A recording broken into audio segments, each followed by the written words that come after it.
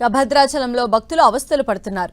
సీతారామస్వామి దర్శనం కోసం క్యూ లైన్లో గంటల తరబడి పడిగాపులు కాస్తున్నారు. శ్రీరామనవమి సందర్భంగా ఆలయానికి భారీ సంఖ్యలో భక్తులు తరలివచ్చారని, కానీ ఏర్పాట్లు చేయడంలో అధికారులు విఫలమయ్యారని ఆరోపించారు. తాగునీరు, చలువ పందిళ్లు, వైద్య సదుపాయాలు వంటి కనీస సౌకర్యాలు లేవని ఆగ్రహం వ్యక్తం చేస్తున్నారు. క్యూ లైన్లో గంటల తరబడి నిలబడలేక మహిళలు, చిన్నారులు ఇబ్బందులు పడుతున్నారని చెబుతున్నారు. దీనిపై మరింత సమాచారాన్ని మా ప్రతినిధి సైదులు అందిస్తారు.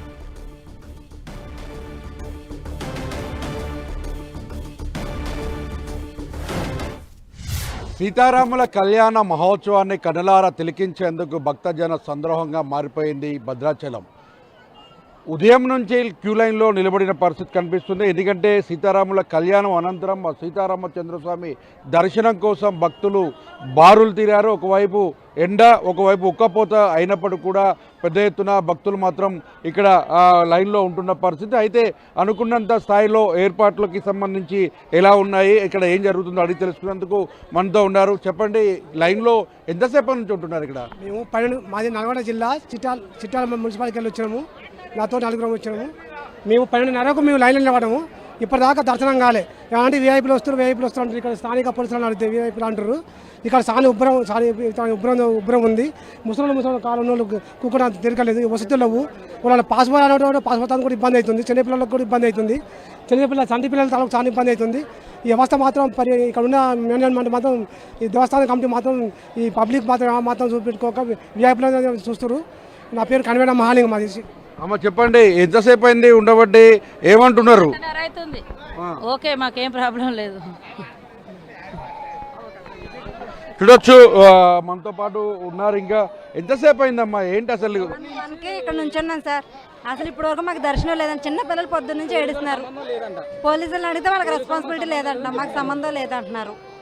ఏంటి సార్ చిన్నపిల్లలకి ఇదేనా? 4 hours ఇప్పటికి మేము 5 years నుంచి వస్తున్నాం సార్. ఎప్పుడు కూడా ఇలా ఆగలేదు లైన్, ఇదే ఫస్ట్ టైం ఆగుతాం. ఏం చెప్తున్నారు? టికెట్ తీసుకున్నారు? 100 రూపాయల లైన్ అంటే అండి, ఏ సంవత్సరం సరే 100 రూపాయల లైన్ లేదు ఇక్కడ. ఈ సంవత్సరం కొత్తగా వచ్చింది. పోలీసు అని మాకు సంబంధం లేదని చెప్తున్నాడు. మరి వాళ్ళ రెస్పాన్సిబిలిటీ లేకపోతే డ్యూటీ చేయవసరం లేదు వాళ్ళు. మరి తెలంగాణ వచ్చాక ఎలా మారిందో తెలియదు, ఏపీ ఉన్నప్పుడు ఎలా మారిందో తెలియదు. ఏపీలో ఉన్న చేపు లైన్ సమానంగా నడిచింది. తెలంగాణ వచ్చిన తర్వాత అసలు లైనే లేదు. ఎండలో నుంచో పెట్టిందండి మళ్ళీ పిల్లలతో. చూడొచ్చు, మొత్తంగా చూసుకుంటే ఉక్కపోతతో ఎండలో సైతం కూడా ఉంటున్నటువంటి పరిస్థితి ఉంది. మొత్తంగా భక్తులు మాత్రం చాలా ఇబ్బంది పడుతున్న పరిస్థితి కనిపిస్తుంది.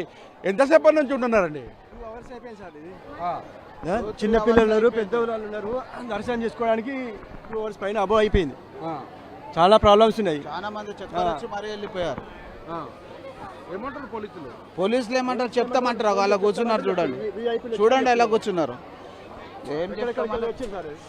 అంత చిన్నపిల్లలు చూడొచ్చు. మొత్తంగా చూసుకున్నట్లయితే మొత్తం ఈ వ్యవస్థకు సంబంధించి, అంటే క్యూ లైన్లకు సంబంధించి భక్తులను లోపలికి అనుమతించేటప్పుడు మాత్రం పోలీసులు ఎవరు పట్టించుకోవడం లేదని కూడా ప్రధాన విమర్శలు అనిపిస్తున్నాయి. ఎందుకంటే మొదటి నుంచి కూడా కళ్యాణం అయిపోయిన తర్వాత పోలీసులు ఆ అంటే బందోబస్తుగా ఉండాల్సినటువంటి పోలీసులు ఈ ప్రాంతాన్ని ఖాళీ చేసి వెళ్ళిపోవడంతో భక్తుల క్యూ లైన్లకు తీవ్ర ఇబ్బందులు పడుతున్న పరిస్థితి కనిపిస్తుంది. ఒకవైపు ఎండ తీవ్రత ఉంది, అదేవిధంగా ఉదయం నుంచి లైన్లో ఉండడంతో తీవ్ర ఇబ్బందులు పడుతున్నామని కూడా చెప్తున్న పరిస్థితి ఉంది.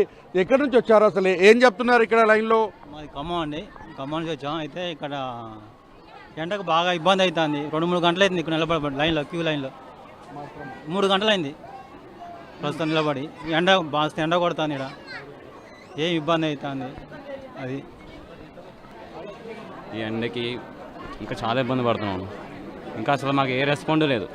అటు పోలీస్ నుంచి కానీ, ఇటు టెంపుల్ నుంచి కానీ ఎవరు దేని నుంచి రెస్పాండ్ లేదు. మాకు ఇంటిలా పంపుతాం ఏంటని ఏం లేదు.